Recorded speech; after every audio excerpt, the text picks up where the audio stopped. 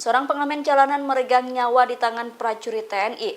Oknum anggota TNI berinisial Pratu C 27 tahun itu menikam pengamen gerobak keliling berinisial D 23 tahun.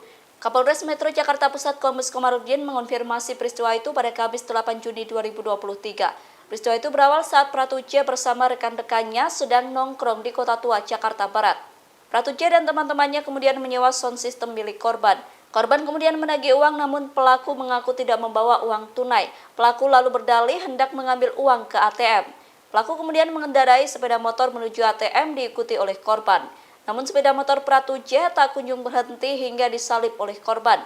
Kemudian terjadi cekcok antara korban dan pelaku hingga berujung penikaman. Atas peristiwa itu korban kemudian meninggal dunia. Sementara Pratu C ditangkap dan dibawa ke Pemdam Jaya Guntur untuk mempertanggungjawabkan perbuatannya.